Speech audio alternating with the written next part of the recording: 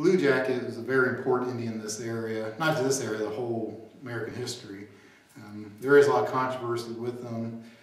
For a long time it was believed that he was Marmaduke Van Swearingen, who as about a 17-year-old boy was captured by the Shawnee and brought to Ohio and lived with Shawnee. He had grown up admiring the Indians and so forth, and so he took the opportunity to be adopted. And one story is that he was with his younger brother, and so he made a deal with the Shawnee that they could take him if they let his brother go free.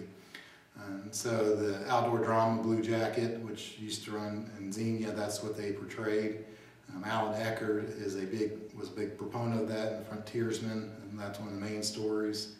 And even in A Sorrow and a Heart, which is Eckert's book on Tecumseh, which was written 15, 20 years after, or even more than that after Frontiersman, where he changed a lot about Tecumseh from Frontiersman to A Sorrow and a Heart.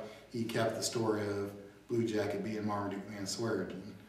However, probably in the late 80s, early 90s, there's people that didn't believe that, and in fact they've done some DNA testing where they supposedly tested Van Swearingen families, which was the white Blue Jacket was supposedly Marmaduke Van Swearingen, where they tested Van Swearingen family descendants and Blue Jacket descendants, and they found that there's no DNA match.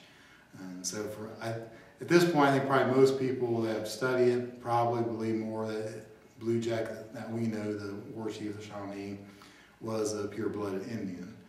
What we do here is kind of present both sides of the story, because so many people have heard the other side of it, and stress what's important is what he did, and the fact that he had a village here in Bell Fountain. So he lived here, but he was also led the Northwest Indian Confederation along with Chief Little Turtle of Miami to two of the biggest victories the Indians ever had against the Americans, and then led them when they were defeated by Matt Anthony Wayne at Fallen Timbers, which led to the Greenville Treaty.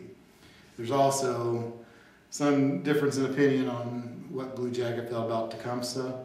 According to Eckert, Blue Jacket was actually adopted into Tecumseh's family, and so was very close to him, but when Tecumseh started his plan to unite all the tribes, that Blue Jacket sided with Chief Blackhoof, who was the principal chief of the Shawnee, and refused to go along with Blue Jacket, or with Tecumseh, but then towards the end started doing something kind of behind the scenes to get some of the Shawnees to join with Tecumseh. Others say that he was with Tecumseh throughout, so there's a lot we don't know about him. We don't even know when he died. There's like a 15 to 20 year difference in when some people say he died. So he's very important, but we don't have a lot of information about him. There have been several books written. Alan Eckert wrote one, which is written in his style, the narrative style. John Sugden wrote a more scholarly one, I guess you would say, where he has Blue Jacket being pureblood. So it's a good one that we may never know.